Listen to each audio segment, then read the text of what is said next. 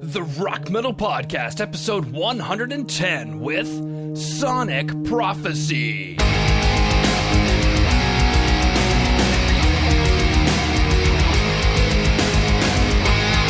Beautiful. I am recording. So, Rock Metal Nation, what is up? This is John from the Rock Metal Podcast. That sample you just heard was A Prayer Before Battle by Sonic Prophecy, who I've got on the show with me right now. They're a power metal band from Salt Lake City, Utah, USA. We're going to be listening to that song as well as one other while finding out more information about the band. Shane, Darren, welcome to the show. Thank you for having us, John. Happy to be here. Hi. Absolutely great to have you on. Let's go listen back to that track, A Prayer Before Battle.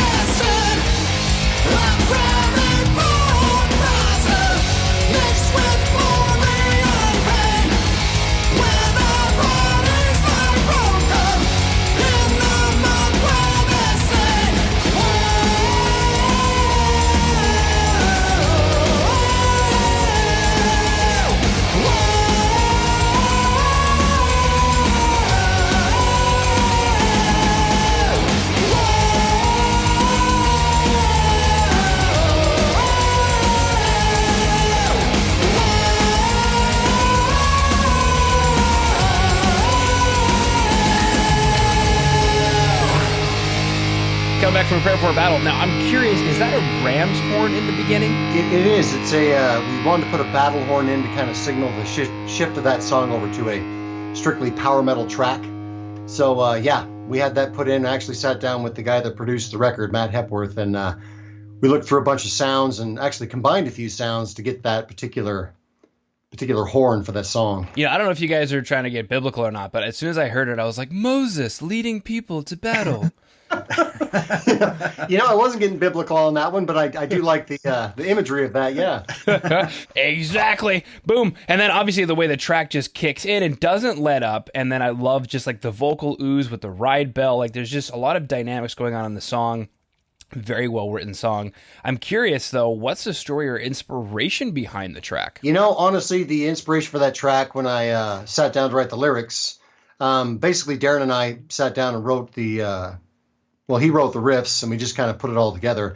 But I was thinking of Return of the King, you know, Lord of the Rings, all the battles that go on, and you know they're blowing the horns before they head out to battle, and that was kind of in the back of my mind when I sat down and wrote the lyrics, because when I heard the riffs that Darren was writing, that's immediately what came to mind. And then we just kind of put it together based on our influences, you know, from kind of the 80s, you know, Man of War type metal. And we just came up with a really unique track for this record. We're really happy with it. Yeah, absolutely. Now, when you mentioned when I heard the riffs that Darren was writing, can you take us through maybe the writing process of A Prayer Before Battle? Well, as far to be honest, that one was, I don't remember exactly. Is that one I had? Did I have anything prior to you coming over? You didn't. We sat down with a clean slate on that one. It's weird when I write. I've never been very good at just like, all right, well, it's Tuesday at 3:00. I'm going to write a song. I generally can't just sit down and do that. It's just like I'll be playing and then I'll come up with an idea and then I panic. Oh my God, I got to get this recorded, you know, so I don't forget it. But with Shane, it's kind of weird is that he'll come over, you're like, hey, let's try to write something. So he'll come over and we'll sit down and I'll have like nothing. I mean, I'll have nothing. I don't even know what I'm going to do. And then for whatever reason, if he's sitting in here with the room, I come up with riffs like easier than I do when I'm just by myself. And it isn't like he's not necessarily doing anything per se, but it just, I don't know, maybe it's just like an atmosphere thing or something. Cause it just, you know, there's just been lots of songs that's how it's been written. And then I'll come up with one little part and then Shane will say, hey, why don't you, and he'll like kind of like hum a melody.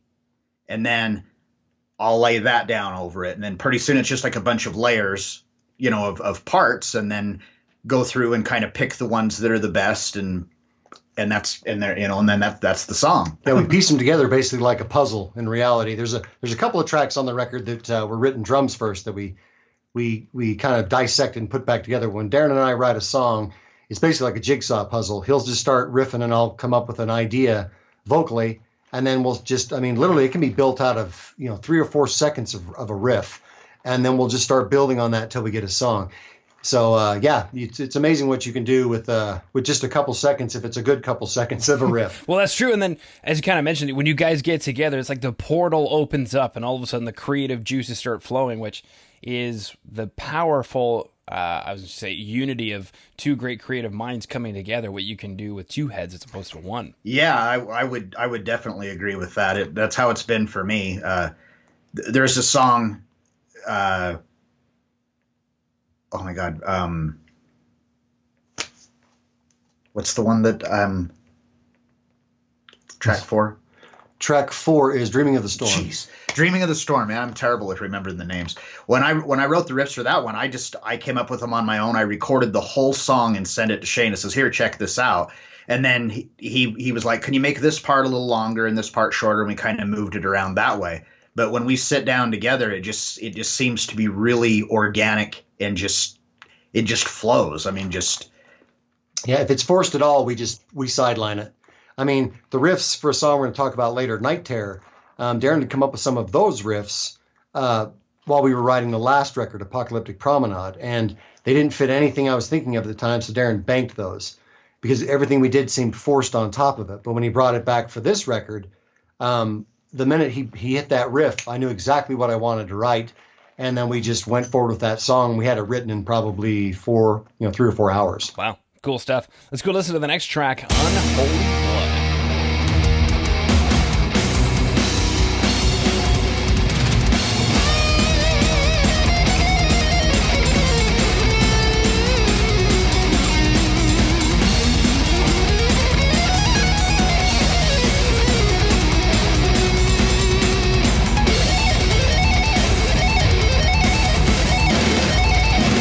Praying until war vengeful God he returns.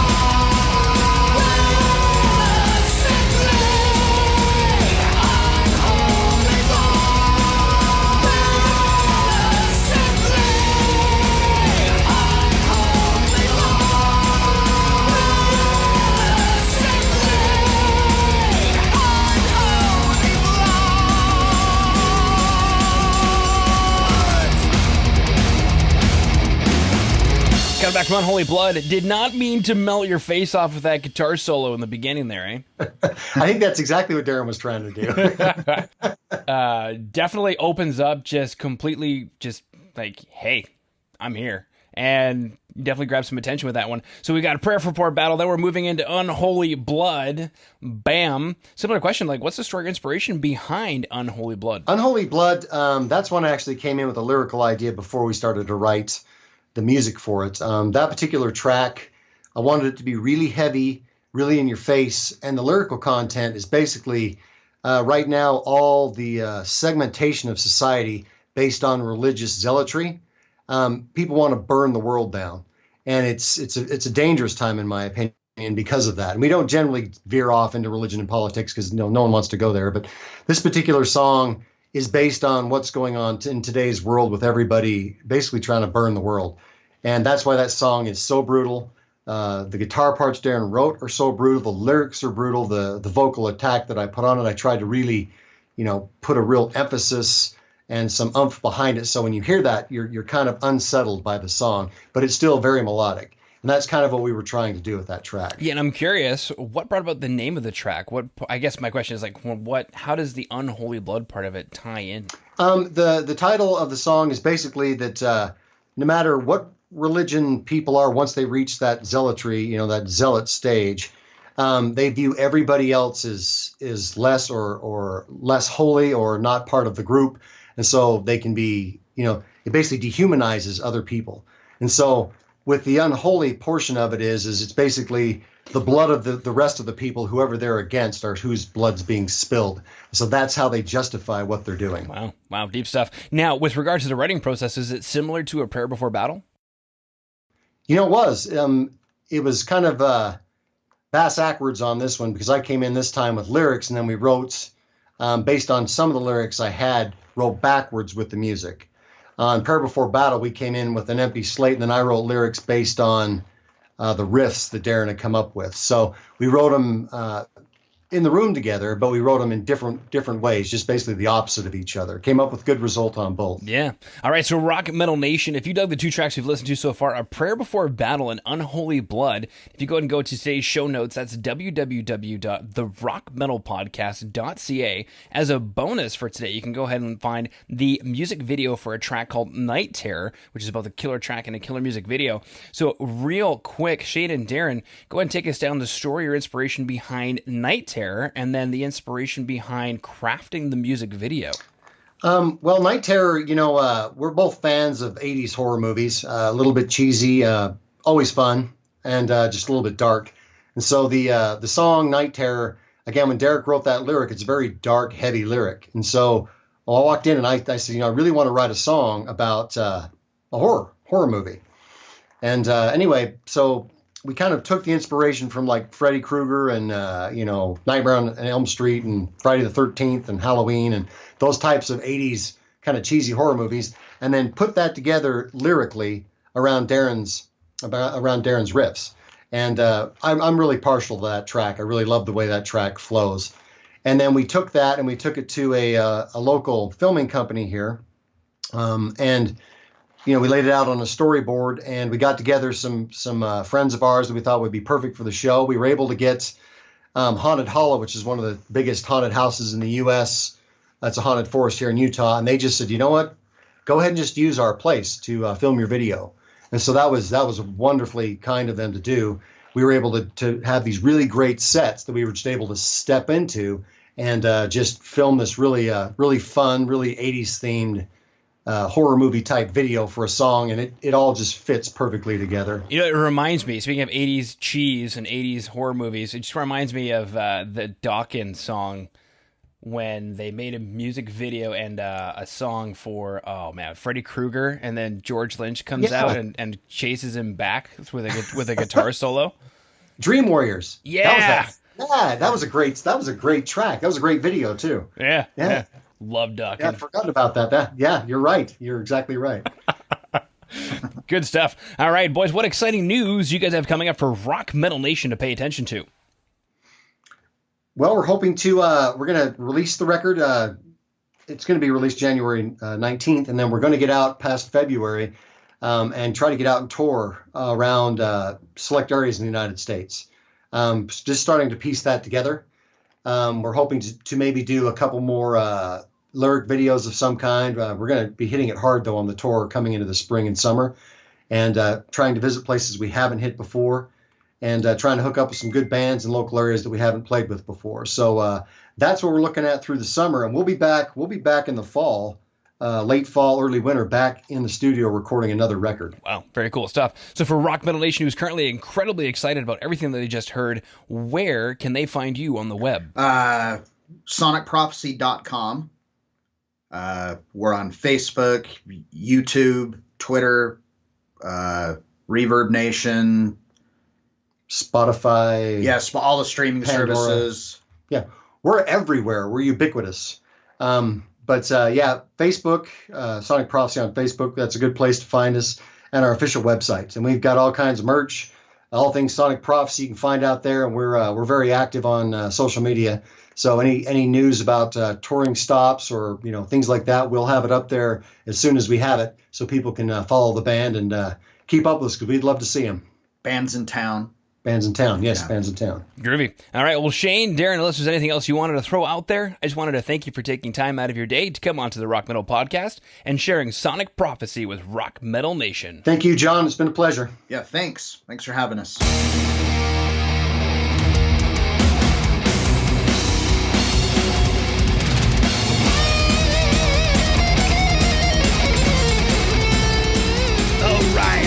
Metal Nation.